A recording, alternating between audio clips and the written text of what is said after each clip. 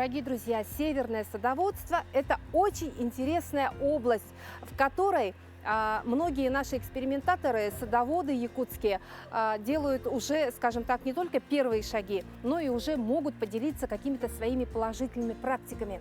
И вот один из замечательных экспериментаторов, замечательных людей, которые несут в массы, так сказать, знания о том, как выращивать сады, разводить сады, у нас в Якутске это знаменитая наша Маргарита Васильевна. Маргарита Васильевна, мы снова у вас на огороде. Здравствуйте. Здравствуйте. Рада вас снова видеть у себя в саду теперь Да. уже. Мы все время Сад были на цветет грядках, в прекрасно. теплицах. А сегодня мы будем рассказывать про сад. Сад – это у нас как бы новое течение в Якутии. Ну, пытались, конечно, очень много, уже лет по 20, наверное, у меня тоже такой же опыт. Покупали то, что продают в магазинах, садили, опыта нету. Литературы, конечно, нету никакой, чтобы вот как-то правильно сделать, как-то посадить. Сады на вечном мерзлоте никто не садит, поэтому все приходилось делать на собственном опыте. Какой опыт? Отрицательный, положительный. У меня очень много отрицательных результатов было, но это тоже опыт. Я уже знаю, так нельзя делать. Надо делать вот так, вот по такому пути идти. Да вот, особенно первые годы я ошибалась. Везде в России пересаживают растения осенью. У нас осенью не катит этот номер, потому что растения, не укоренившись, уходят в зиму и, как правило, погибают. Я так пересадила, был у меня терн, с Рязани привезла. Он так хорошо пошел, но он сидел не на той грядке, он полез корнями везде, я его давай пересаживать, я его пересадила в конце августа. Естественно, я его весной потеряла, он уже не укоренился. И поэтому все мы сейчас на своем опыте, на горьком опыте, все решили, что мы все садим только весной. До весны мы их закапываем в землю, саженцы покупаем, закапываем в землю, они у нас в земле, потом под снегом зимуют, и с первыми оттайками их начинаем потихоньку вытаскивать, чтобы высадить на постоянное место, чтобы они у нас могли себя проявить хоть как-то, успеть вырасти к осени. Лето же короткое тоже. И в результате эти растения у нас не успевают, как говорится, созреть. Ведь еще беда в том, что они при долгом сезоне, у них еще должна древесина должна стать твердой, более устойчивой к морозам. А у нас они вот могут и не успевать. Поэтому делаешь все усилия, прилагаешь к тому, чтобы эти саженцы как-то приспосабливать. Ну, вот показала практика. У меня здесь довольно-таки большое разнообразие саженцев. Я попробовала, вот первые были это у меня яблони. С яблонями, вот терн садила, было неудачно. Сейчас терн у меня повторно растет. Теперь у меня растут вишни, несколько сортов. У меня песчаной вишни, вот они тут растут. В этом году они цвели, вишенки. Они цвели, но вот такое уже, сами понимаете, лето какое, это весна какая была. Цвели обильно, но практически все отлетело, потому что то холод, то жара, то холод, то жара. Вишни стоят, это войлочная вишня, тут черная, желтая, и еще там у меня какая-то посевная была. Сливы. Сливы то же самое цвели, но вишня запоздала из-за этой весны. После цветения слива опыляется вишней. Они в разнобой попали под эту весну, и сливы не опылились. В результате у меня опять плодов нету, как говорится. Ну, сливы растут, причем они зимуют, особо их не надо закрывать, я их просто пригибаю в зиму и накрываю полотном, чтобы снег хорошо. Когда урожай будем пробовать? А вот урожай не знаю, если сезон следующий нам поможет, постараемся как-то оправдать вот эти посадки. Вы их посадили в возрасте, ну, скажем, 2 лет, да, где-то? Ну да, примерно так. Они привитые, они на месте, там еще по прививке растут, они должны сезон там отрасти, потом к нам их отправляют. А вот этот вот, ну, скажем, кустарник, деревце вот это вот, какого возраста? Ну вот оно посажено у меня в 22-м году. Вот уже, считайте, оно уже у меня 2 года. Ну и там еще лет 5 уже ему. Должен зацвести, это еще не цвело. А вишня? Вот эта вишня тоже того же возраста, вот эта вот. Но она уже дает урожай? Она вот нынче отсыпалась, она вся. Потому что есть, тоже видимо, и опылители должны быть, а они вот, одна цветет, вторая не цветет, они каким-то с опозданием. Вот теперь решаю вопрос, чтобы как-то их заставить цвести всех одновременно. Значит, где-то землю прикрыть, чтобы она позже согрелась, а где-то наоборот поставить задачу, чтобы земля прогрелась чуть раньше, чтобы их простимулировать. Скажите, а шмели помогают в Вот этом шмели деле? для опыления, конечно, нужны. Шмели, к сожалению, почему-то где-то стали пропадать. А вы Их в этом году пробовали, очень ну, мало. медовой водой как-то? Поливала. Или Вот сахарной яблоня, вот водой она у как-то меня попрыскать? плодоносит, я ее медом поливала, тут хоть какие-то насекомые да собирались на нее. А эти, если сама вишня, она сама себя не опыляет, ей нужен сосед, только То есть, так она получается, опыляется. мужская особь и женская Нет, особь должна быть, Тут да? нет, тут просто два сорта разных. Если То вот есть они она, не если она вот сливаются? песчаная, то песчаные вот черная, желтая, они уже друг друга охотнее опыляют. То есть должны быть, скажем, одного Лучше семейства. разного сорта, одного Мгм. семейства. Мгм. Вот одно семейство, но вот эти вот, они, вот эти все сливы, они гибриды с вишней. И они друг друга не опыляют, их опыляет вишня, Мгм. вот эта песчаная. Мгм. Причем Мгм. опыляет опыляет Но черная она, вишня. к сожалению, нынче Ну у вот вас они не совпали в облетела. этом году, и я плодов не увидела от них. Ладно. Так, я что хочу я задеть еще, вот когда мы садим на грунт, у нас посадки, уже кто-то мне жалуется, саженцы плохие. Я говорю, а вы как садили? Я посмотрела, фотографируют, отправляет. Ровный грунт, садят на него, весной талые воды это заливают. И самое печальное, что еще вокруг яблони, как-то привыкли, березу посадили, вокруг нее ямку делают, чтобы вода никуда не стекала. Вот это самое гиблое для наших южных растений.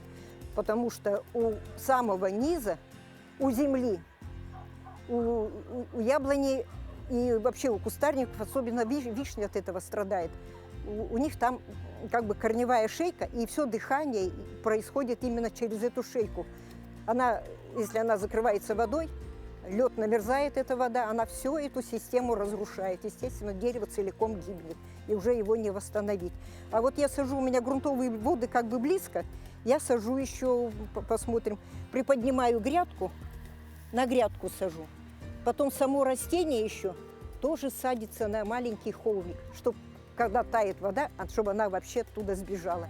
Прошлая весна меня это здорово выручила, вот такая посадка на грядке, когда было слишком много снега, она уже и на грядках готова была просто лужами стоять.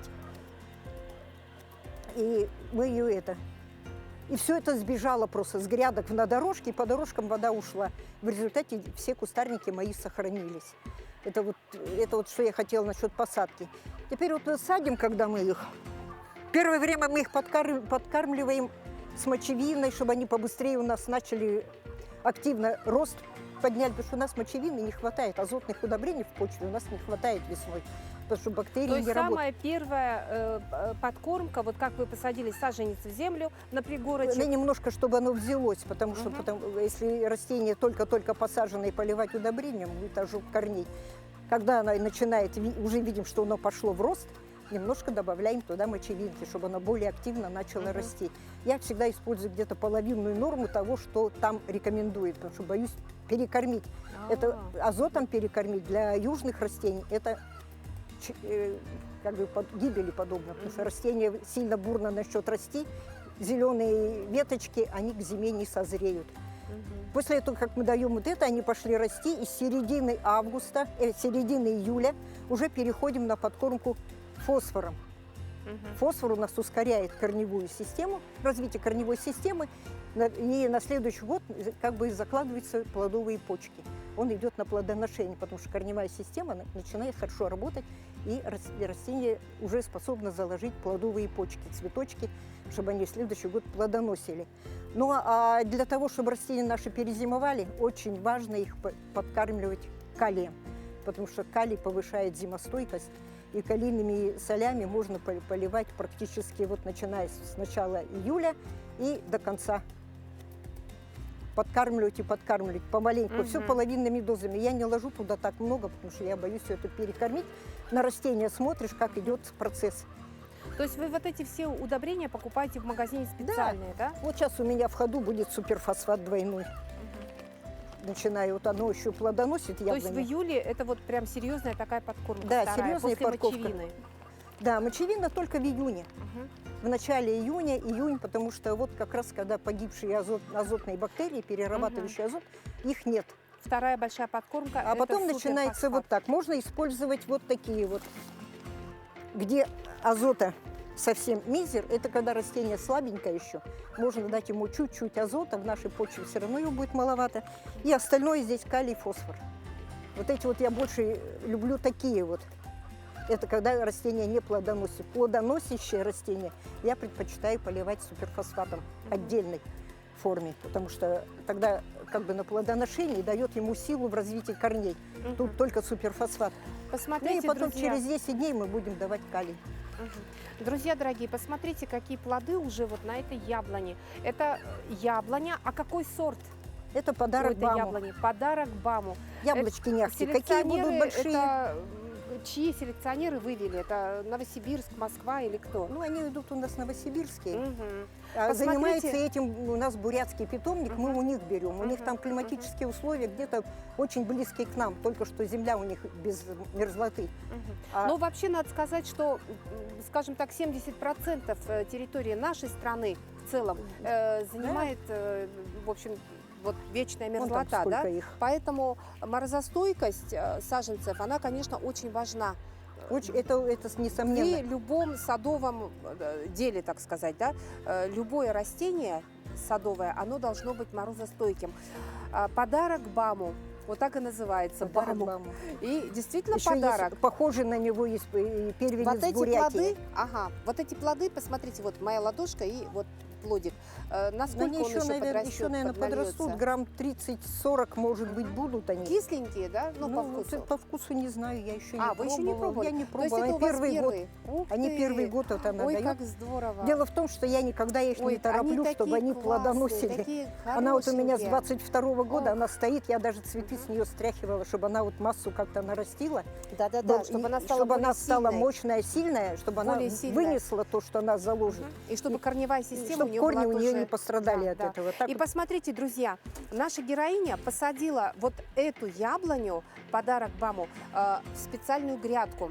Грядка, напоминаем, у Маргариты Васильевны огород такой, что его заливает, поэтому все у нее вот эти вот плодовые деревца, деревья, кустарники плодовые, они растут на неких таких вот подставочках, как на пригорочке, да? Да, И вот здесь как у вас обычная одновременно грядка еще вроде. вы и какие-то по Ну, соседству ну, присоседились. Это присоседивается, потому что я Мгм. очень люблю Клубника. совмещать все, чтобы Да, тут не да. дикая трава росла, Да, конечно, да. чтобы не сорняки какие-то. Мгм. Вроде для яблони это вроде сорняк, но это культурный сорняк. Да, Я вот хоть это- с них это с что-то пользой. соберу.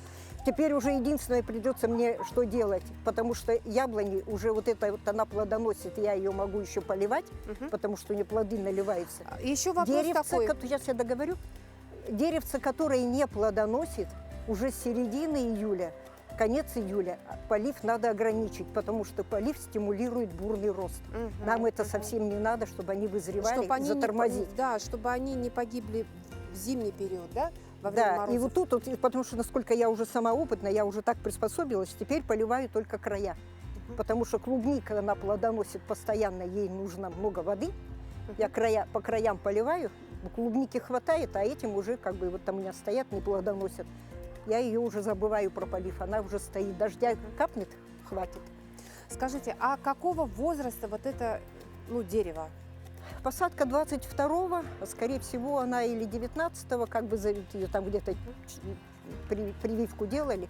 Прививаются они все на морозостойкие ранетки. То есть у нас на севере, у нас в Якутске плодоносить деревце наше начнет где-то на 6-7 год, да, видимо, от посадки? Да, То есть от того, как саженец этот только прям семечком посадили. а если семечком посадили, вы уже его А. можете и не дождаться, потому Да что вы что? семечком я садила, уже тоже у меня такой опыт был.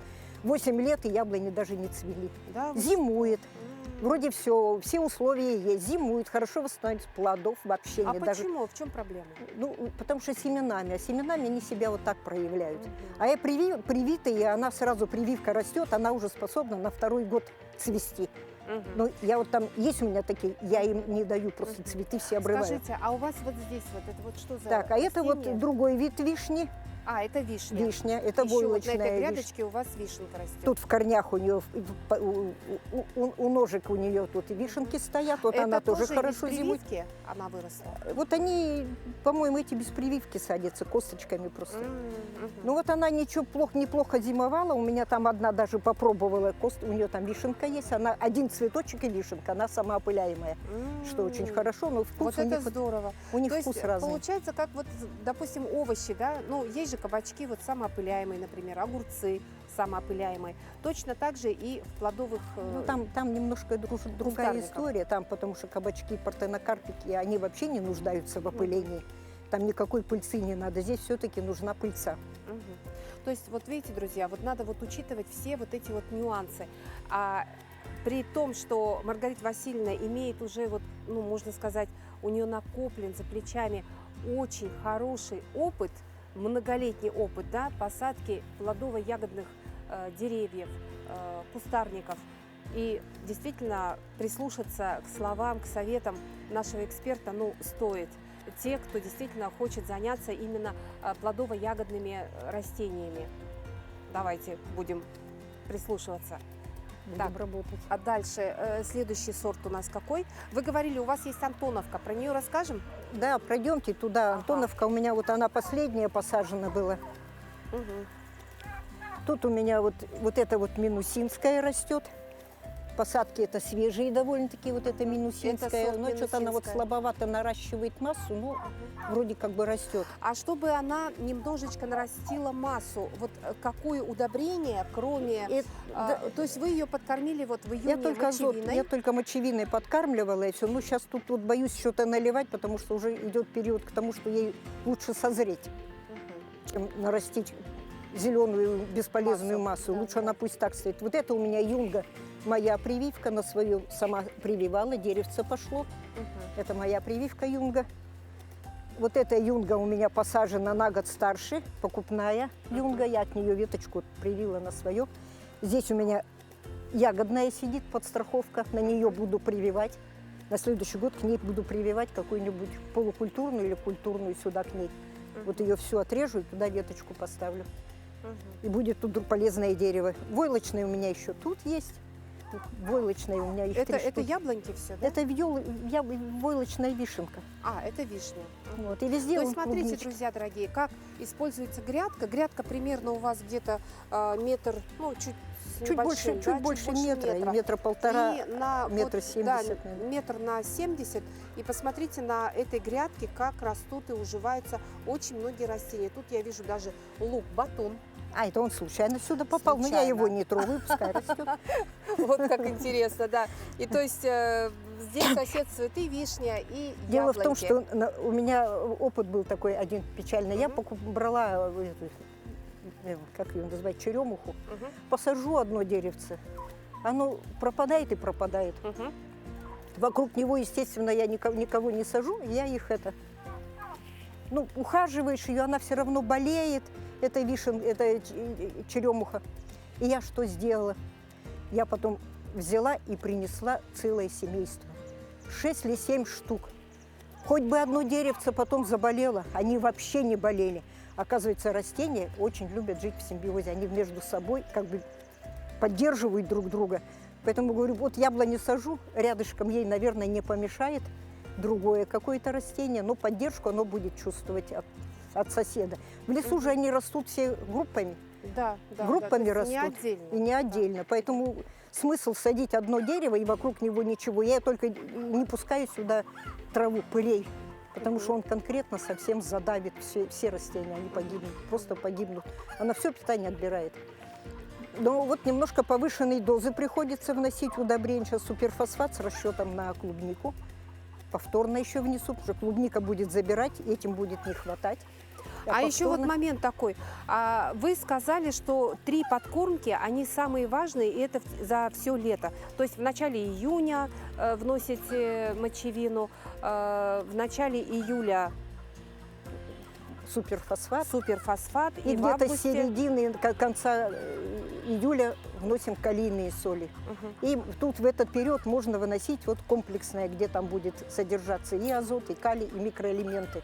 Мгм. Это все будет сказываться благотворно на залаживании плодовых почек. Скажите, а каждую неделю, допустим, вот как овощи, нужно ли подкармливать? Ну, например, вот некоторые делают такую закваску из травы, там, Так, ну и так далее. Вот Вот я это можно про или это нет? хотела тоже сказать. Эта закваска, она только в первую половину лета. И вот садовой культуры ей поливать можно только в начале июня. Она слишком много содержит азота. Мгм. Слишком много содержит азота, и поэтому будет сильно стимулировать рост веточек. И кустарник будет разрастаться, и он не успеет к созреванию подойти. Из-за этого эти подкормки, вот эта травяная для сада, она меньше всего годится. Такой настойкой можно поливать огурцы, кабачки, которые, в общем-то, до сезона живут, и все, и дальше уже просто. Ну, их все лето можно поливать. Тем овощи. можно все лето поливать. Там огурцы, они прожоры, кабачки тоже, поскольку плодов очень много, и они очень много требуют. И азота требует много, калия, фосфора. А в этой траве, в этой травяной настойке как раз очень много азота. Масса листовая будет хорошо развиваться.